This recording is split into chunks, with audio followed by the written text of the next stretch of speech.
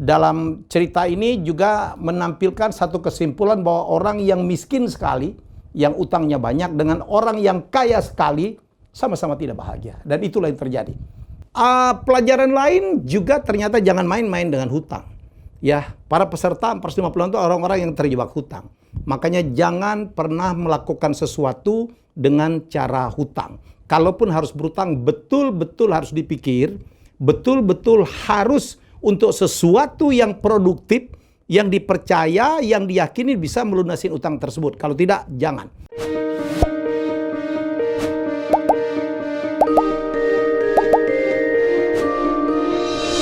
Squid Game.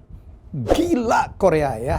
Dan paripurnalah kehebatan Korea dalam industri kreatif. Setelah mereka menaklukkan dunia dengan K-pop, dan mereka menaklukkan dunia kemudian dengan drakor, dan baru saja berapa tahun yang lalu mereka menaklukkan Hollywood, memenangkan piala Oscar untuk film terbaik untuk film Parasite.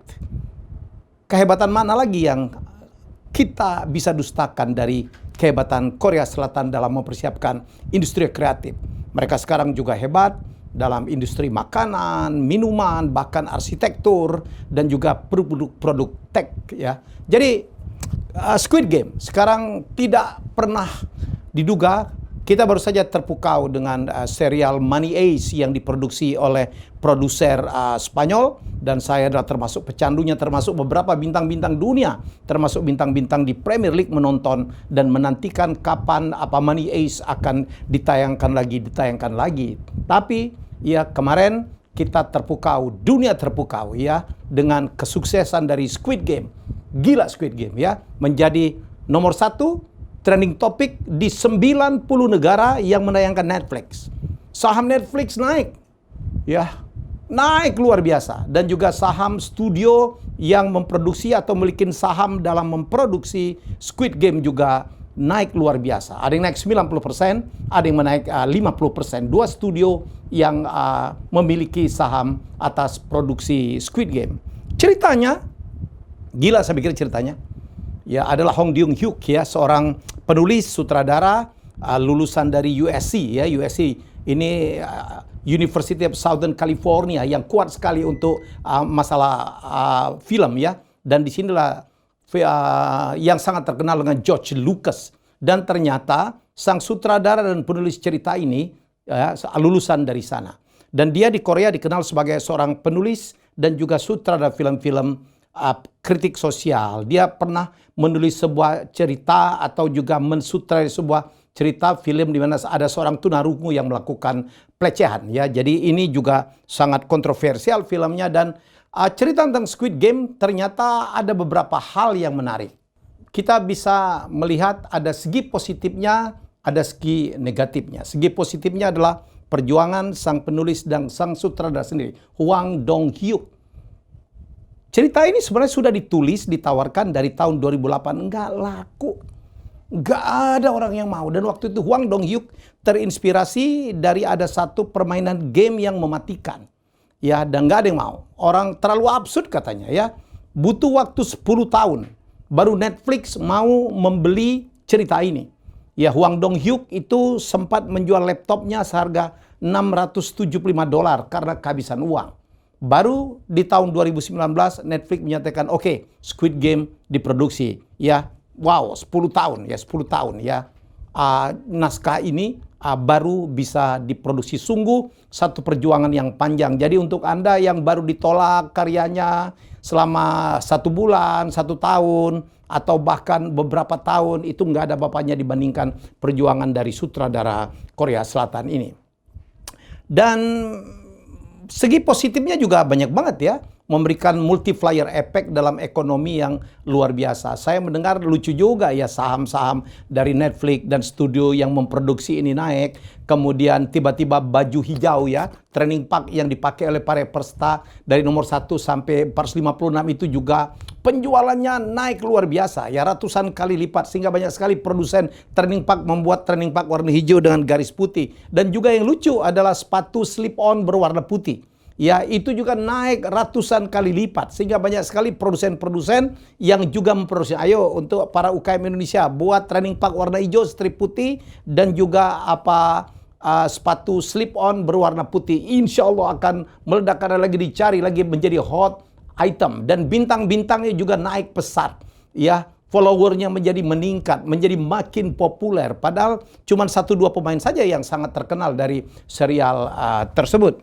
Tapi di balik itu ada hal yang juga saya pikir kalau kita menonton Squid Game memang ceritanya sangat mencekam, tidak bisa diduga, ya, tetapi juga kadang-kadang ceritanya menurut saya kelewatan ya. Untuk mencapai tujuan harus membunuh orang, harus mengorbankan orang ya. Kadang-kadang banyak hal yang menurut saya aduh kok segitunya dalam rangka mencari uang. Dan game Squid Game adalah game para pecundang. Karena di end kita tahu bahwa tidak ada yang menang. Ya, tidak ada yang menang. Termasuk pemenangnya itu yang bernomor 456. Yang bernama Song Ji-hoon juga tidak merasa menang. Uangnya tidak disentuh tuh, relatif tidak disentuh.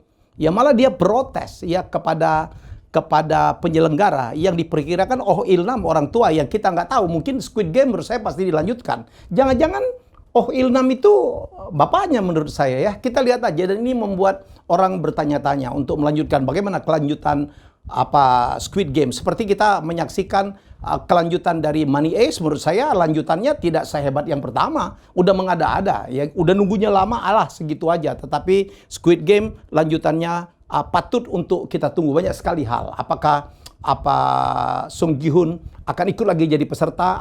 Apakah dia ingin menyetop ya permainan itu? Bayangkan untuk mendapatkan hadiah 45,6 miliar won itu harus mematikan atau membunuh 455 orang atau 454 karena Oh Il-nam ternyata tidak mati. Satu permainan yang sangat kejam. Tetapi yang bermain adalah orang-orang yang punya utang, ya para pecundang gitu ya, yang memang kalau hidup pun udah susah dikejar-kejar hutang.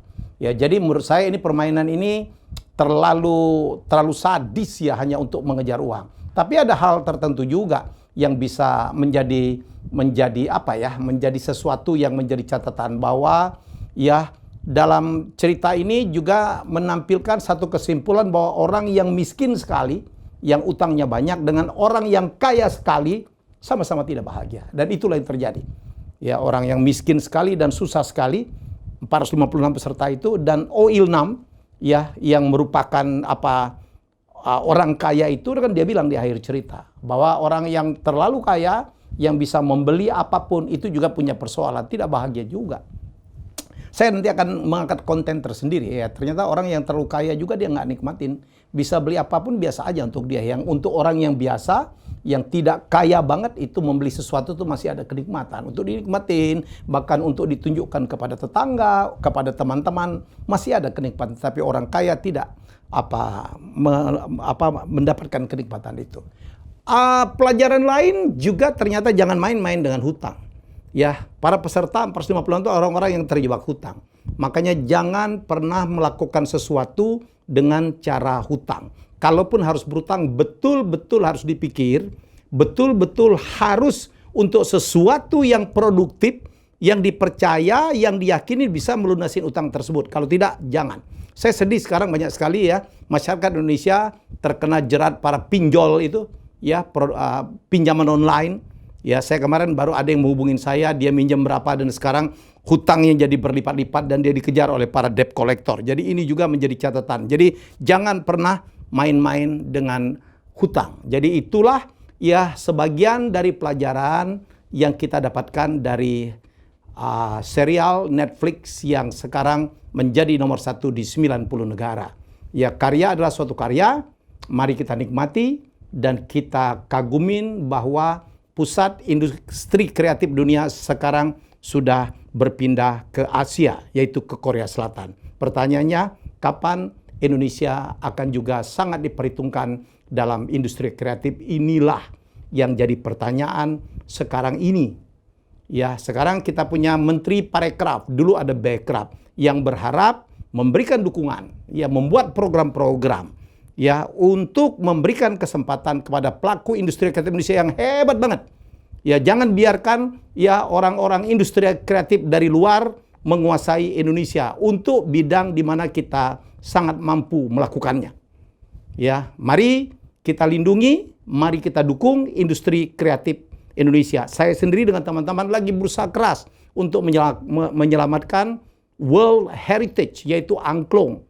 Yang ikonnya itu adalah warung saung angklung Ujo. Ya, mari kita protect. Jangan sampai karena kita tidak peduli, ya kita akan kehilangan satu tempat di mana anak-anak kita bisa belajar tentang angklung, mengagumi tentang angklung yang sudah mengharumkan nama besar Indonesia. Ya, itulah lesson ya dari Squid Game, baik kontennya maupun produksi di belakangnya. Semoga ada manfaatnya untuk kita bersama.